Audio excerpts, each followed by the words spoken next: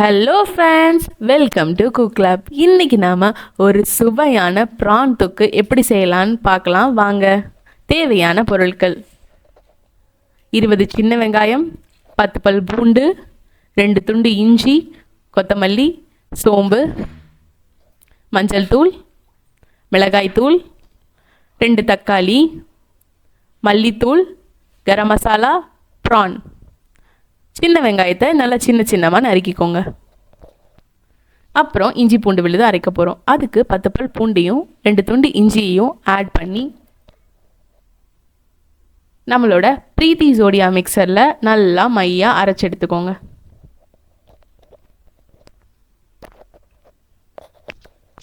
இப்போது அடுப்பு ஆன் பண்ணி பேன் வச்சுக்கோங்க.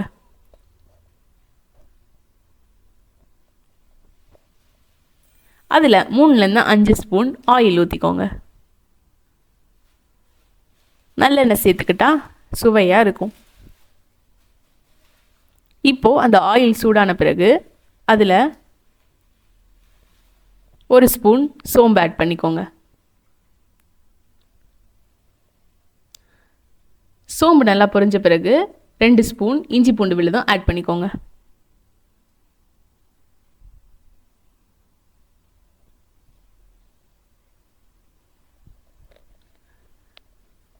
இஞ்சி பூண்டோட பச்சை வாசனை நல்லா போகணும். நல்லா வதக்கிக்கோங்க.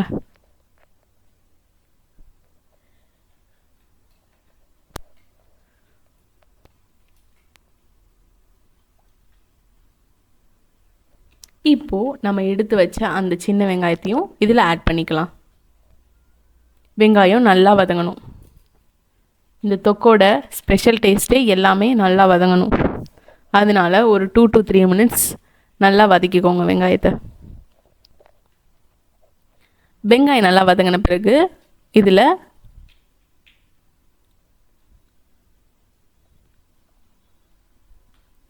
கருவேப்பிலை ஆட் பண்ணிக்கோங்க.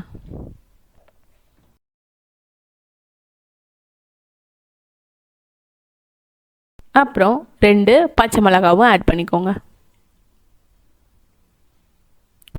இப்போது எல்லாமே நல்லா வதங்கின பிறகு நம்ம நறுக்கி வச்சுருந்த அந்த 2 தக்காளியையும் ஆட் பண்ணிக்கோங்க. எல்லாமே நல்லா வதங்கணும்.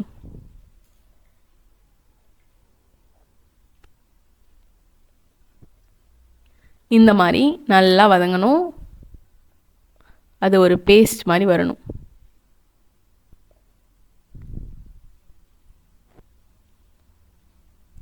இப்போது இதில் மசாலா ஆட் பண்ண போகிறோம். கரம் மசாலா 1 ஸ்பூன், மல்லித்தூள் 1 ஸ்பூன், 1 ஸ்பூன் மிளகாய்த்தூள், கொஞ்சமாக மஞ்சள் தூள்,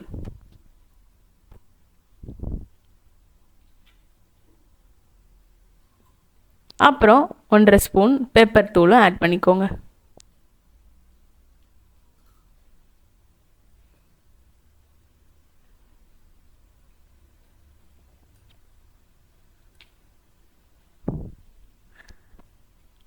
அப்புறம் தேவையான அளவு உப்பு ஆட் பண்ண பிறகு இதோட மசாலாஸோட ரா ஸ்மெல் போகிற வரைக்கும் நல்லா வதக்கிக்கோங்க. இப்போது கொஞ்சமாக தண்ணி ஆட் பண்ணிக்கோங்க. இதில் ஒரு 2 மினிட்ஸ் நல்லா ரா ஸ்மெல் போகிற வரைக்கும் குக் பண்ணிவிட்டு இப்போது நம்ம க்ளீன் பண்ணி வச்சுருந்த அந்த ப்ரானை இதில் ஆட் பண்ணிக்கோங்க.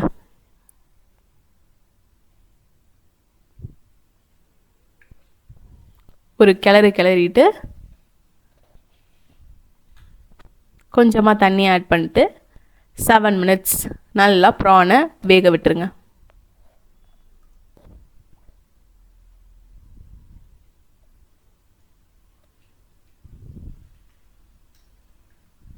செவன் மினிட்ஸ் கழித்து திறந்து பார்த்தா சுவையான ப்ரான் தொக்கு ரெடி.